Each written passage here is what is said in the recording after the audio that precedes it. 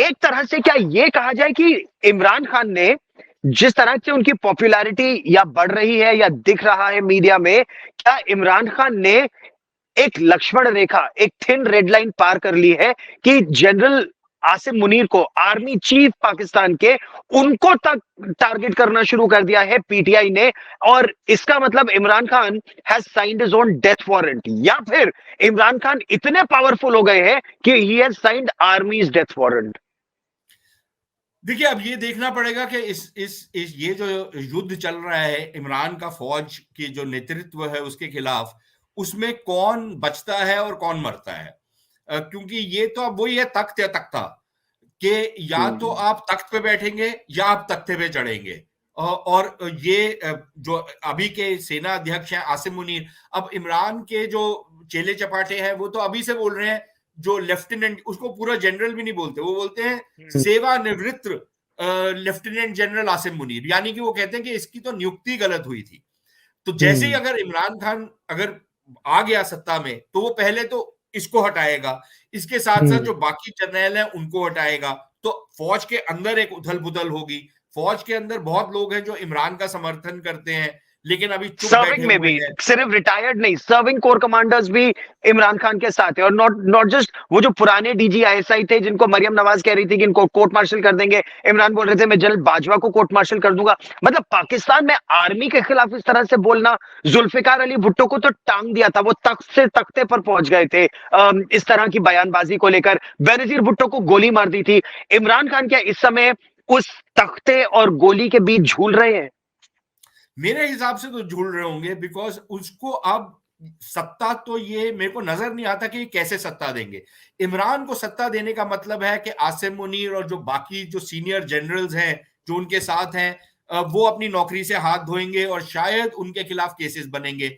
और जो अभी के सरकार में लोग हैं उनके खिलाफ भी इमरान, देखिए इमरान ने ये दिखाया है कि वो बहुत ही एक विंडिक्टिव टाइप का, बदला लेने वाला, घटिया सोच का आदमी।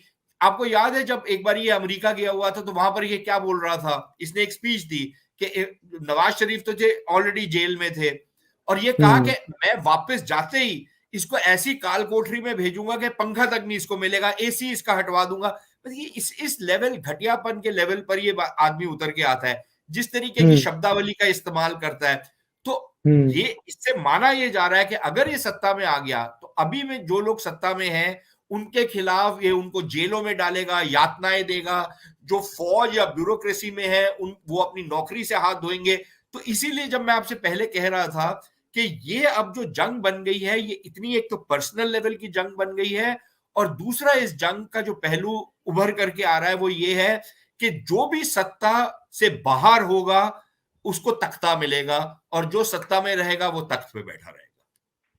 अच्छा, पाकिस्तान आर्मी के बारे में यह कहा जाता है कि आर्मी एज एन इंस्टीट्यूशन बिल्कुल एकजुट रहती है। मतलब जब नवाज शरीफ ने जनरल परवेज मुशर्रफ को नौकरी से निकाल दिया था, तो वो जो 111 ब्रिगेड है वो सड़कों पर आ गई थी, कू ब्रिगेड सड़कों पर आ गई थी। उन्होंने पीटीवी के दफ्तर को, पाकिस्तान टेलीविजन चैनल के दफ्तर को टेक ओवर कर लिया था, नवाज शरीफ को नजरबंद कर दिया था, और जिनको नवाज शरीफ ने आर्मी चीफ बनाया था उनको हटा दिया था। मतलब army was with the general, whether it was Pervez Musharraf as an individual or the institution of army chief। क्या वो सिस्टम अभी भी चल रहा है, या वो सिस्टम भी पाकिस्तान में टूट गया है? कोर कमांडर्स में भी अब उथल पुथल है, not everyone is with general Munir. मेरे ख्याल उस सिस्टम को बहुत जबरदस्त ठेस पहुंची है। अब वो बरकरार है या नहीं ये अभी तक कहना मुश्किल है, लेकिन आपको एक चीज याद रखिए कि ये जो सारा का सारा सिस्टम था उसमें यहां तक था कि जैसे ही फौज का जो सरबराह था वो कहीं पे हुक्म देता था, सब लोग उसकी तामील करते थे, और कोई बहुत ज्यादा उसको करने की जरूरत नहीं होती थी। वो एक उनके पूर्व प्रधानमंत्री ने कहा था कि अगर पाकिस्तान में फौज ने सत्ता संभालनी होती है तो एक जीप और 2 ट्रक ही काफी हैं सत्ता हथियाने के लिए। सही तो बात है। वहां पर हालात थे, लेकिन अब जो प्रॉब्लम फौज के लिए आ रहा है वो ये है कि फौज को ये नहीं समझ आ रहा कि अगर हम सत्ता पर काबिज होते हैं तो क्या हम उसको संभाल भी पाएंगे या नहीं संभाल पाएंगे। क्योंकि उसमें प्रॉब्लम ये हो गई है कि एक तो राजनीतिक उनके खिलाफ एक विरोध होगा, एक जो सिविल सोसाइटी के जो लोग अक्सर जो फौज का समर्थन करते थे, उसमें जजेस, वकील, बिजनेस वाले लोग, प्रोफेशनल क्लासेस, वो सारा जो एक बहुत बड़ा तबका है वो इमरान की तरफ चला गया है। तो क्या उसका समर्थन फौज को मिलेगा या नहीं मिलेगा? तो मेरे ख्याल हालात फौज के लिए भी बहुत ज्यादा नाजुक हो गए हैं, और फौज की जिस तरीके की एक यूनिटी होती थी वो खराब। उसमें एक चीज गौरव मैं आपको बताऊं, जी। इमरान के खिलाफ और फौज ट्रेडिशनली जो एक बहुत बड़ी पतली रेड लाइन नहीं, बहुत मोटी रेड लाइन होती थी फौज की, वो ये थी कि कोई भी फौज के अंदर अमल दखल नहीं कर सकता बाहर से, हम्म। चाहे वो हम्म। प्रधानमंत्री हो, राष्ट्रपति हो, कोई भी हो, उससे की वो इजाजत नहीं देते थे। नवाज शरीफ के साथ भी यही उनकी प्रॉब्लम थी। इमरान ने जब फैज हमीद जो पूर्व आईएसआई के चीफ थे, डीजीएस। उनके जी। साथ मिलकर फौज के अंदर राजनीति करने की कोशिश की।